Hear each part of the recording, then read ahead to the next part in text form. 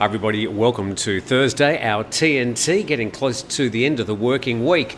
Now, a lot to talk about today, a couple of stories in further detail, but it is a glorious day down here today, probably heading for about 34 degrees, bright blue skies. Not so around Bangkok, parts of central Thailand, even the northeast and north. We'll get to that later, but let's start with this story. From the Bangkok Post, police hunting two Scots after business partner slain. And police were tracking down two Scotsmen whose Myanmar business partner was found slain inside a luxury high-rise apartment in Bangkok's Sukhumvit area. That was early yesterday. The two men were also suspected of fleeing with the equivalent of 5 million baht of the dead man's money.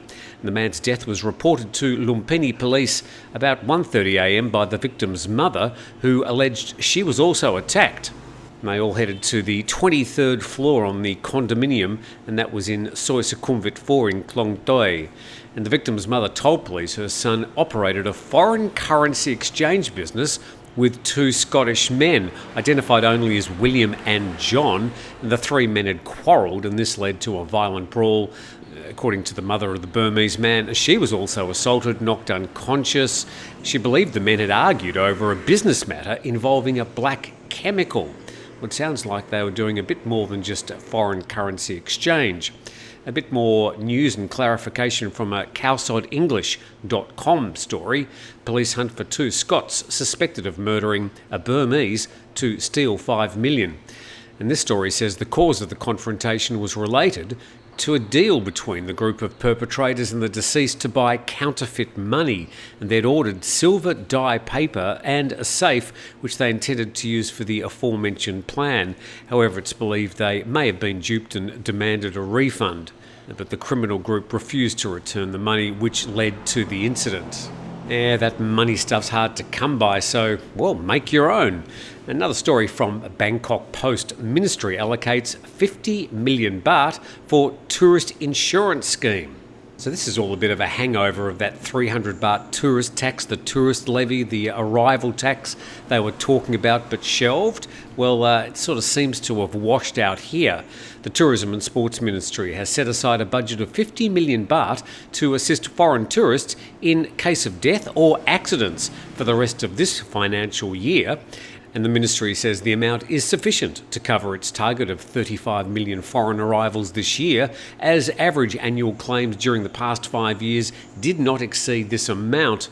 And the Tourism and Sports Minister says the government views the tourism industry as a major revenue driver, while the ministry wants to provide a safety assurance for foreign tourists. It doesn't matter if you lose a leg while you're here, we'll give you some money. And the maximum coverage is 1 million baht per person in the event of death and 300,000 baht per person for permanent organ loss, loss of sight or permanent disability, with a maximum of 500,000 baht for medical expenses. Well, hardly a king's ransom, but certainly will help some of those tourists that get stuck here in awkward situations in hospital without any insurance coverage.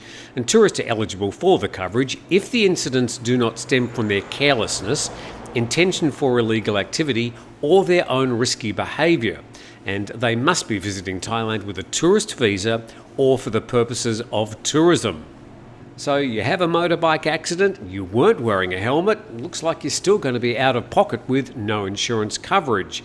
And although the ministry does not plan to cancel the 300 baht tourism levy, it will not implement it during the next 5 to 6 months, as the ministry aims to ramp up the number of arrivals and tourism spending. And they try and figure out exactly how they're going to collect it. I think if they're going to do it at all, they should just add it to the current departure tax. Nobody seems to be whinging about that at the moment. And he said the majority of foreign tourists normally buy their own travel insurance before visiting Thailand. Group tourists are required to buy travel insurance under the Tourism Business and Guide Act of 2008. Only a small number of independent tourists do not buy travel insurance. So it's certainly not going to help every single tourist and every single incident, but at least there's some sort of background coverage if you don't have travel insurance and you have a legitimate accident. You know what I mean.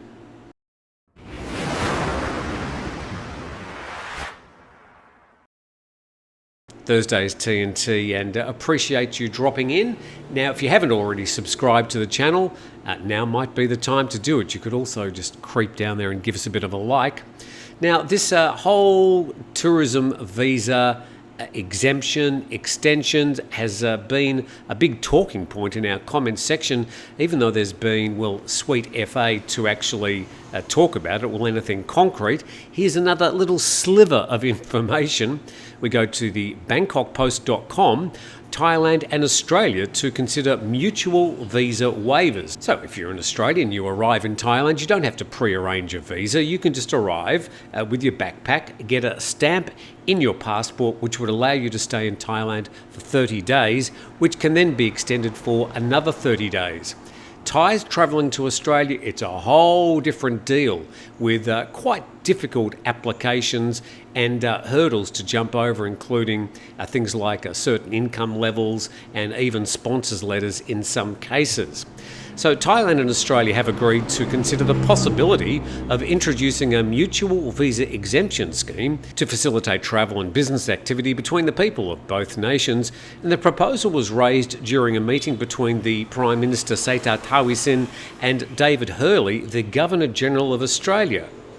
Now, exactly why an unelected representative of King Charles III would be dabbling himself in the dirty area of tourism visas, I'm not quite sure. But the Prime Minister of Thailand says the Thai government is committed to implementing measures to promote tourism, including enhancing safety for tourists and facilitating their travel.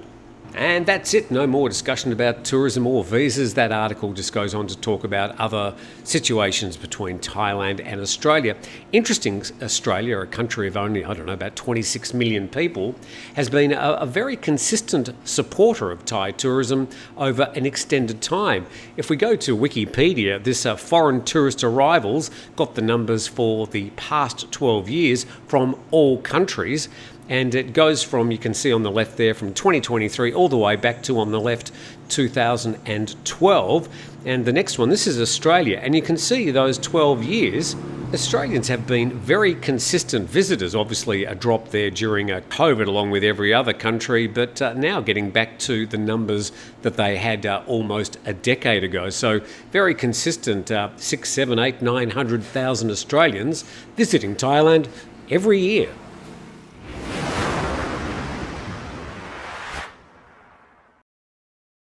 Well, it's that time of the year not only getting hotter, but also getting murkier and hazier in parts of central and northern Thailand. ThaiPBSWorld.com reports public and private sectors asked to let staff work from home over the next 3 days. And the Ministry of Natural Resources and Environment and the Bangkok Metropolitan Administration have sought cooperation from both the public and private sectors in and around Bangkok by allowing their employees to work from home until this weekend, as air pollution has deteriorated to a health-threatening level.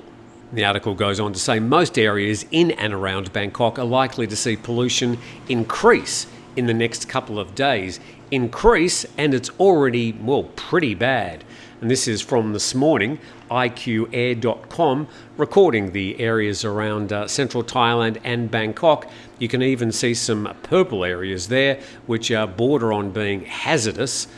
And a lot of this smoke coming from Cambodia, as we've seen in those fire maps over recent weeks. And just a wider look at Thailand here, even up in the north there, Chiang Mai, Chiang Rai, Lampang, and the northeast of Thailand, the sort of Isan region, registering some very, very high levels of PM 2.5. Very hazardous and hazy time for people in those areas. Please take care. Now, speaking of smoke, this story from PatiaMail.com. Thailand's anti-cannabis laws will have a slow start. This is an opinion piece by Barry Kenyon and some, salient comments being made.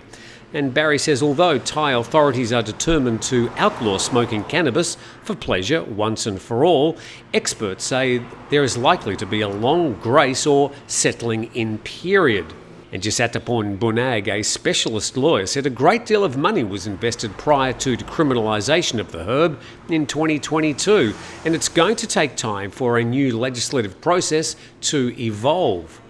Meanwhile, a commentator predicted that some shops which had abused the system in the last 18 months, for example, I should say openly selling joint edibles and extracts, would close, but that most would still be able to operate provided they obtained new licences and kept detailed records. Of course, the draft law is still under consideration for public debate, and he said they let the genie out of the bottle with descheduling, and how they put it back is one of the biggest challenges.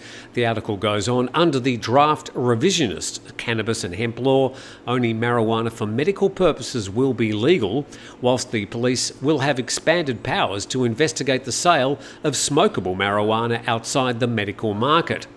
And there will also be a ban on some commercial imports of the drug.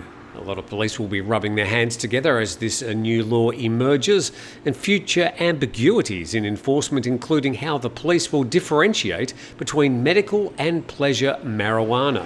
And that really is the pointy end of this whole situation as we move forward. How will police know if something has got a THC level more than 0.2%? I think it's going to be very difficult to enforce, although I'm pretty sure many police will try.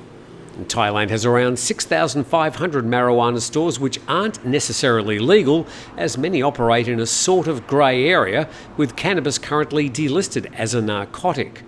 And other shortcomings of the current law include a lack of testing requirements, no seed-to-sale program for marijuana, and confusion over taxation issues. And then finishing with, many commentators believe that once the new legislation is in place, police will focus on the illicit selling of marijuana online, foreigners and Thais selling hash and concentrates, and anyone selling imported cannabis, all of which are expected to be crimes. But I think this is the key point, a full-scale assault is much less likely. So I don't think we're going to see a black to white situation when this legislation is introduced. It's going to be a very grey area for a long time as people figure out exactly what the new laws will mean for them. So expect to have some form of cannabis for sale still lingering in Thailand for quite a long time.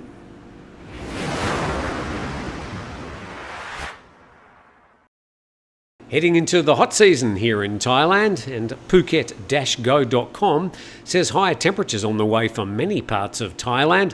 Hot, damn hot, even hotter than the hot season last year. The Thai Meteorological Department says many parts of the kingdom will see higher temperatures for the annual hot season. In the northern provinces of Mae Hong Son, Uttradit, Sukhothai, Tak and Udon Thani, the mercury is expected to rise over 44 degrees Celsius on some days. And Thai PBS World says public advised to prepare for a hot summer from March through May. Well, sort of not quite summer, but certainly here in Thailand the hot season.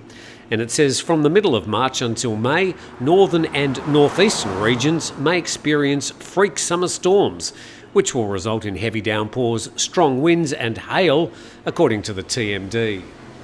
So that hot weather is on the way here in Thailand, and the next couple of months are expected to be hotter than last year. Let me tell you, living down here in the south in Phuket, last year was very, very hot and uncomfortable for at least a solid month before Songkran. So we'll just have to brace and see how we go. But with that, thank you very much for dropping in today. Hopefully you're a bit more up to date with things happening around Thailand. Please subscribe to the channel, and we look forward to seeing you again tomorrow.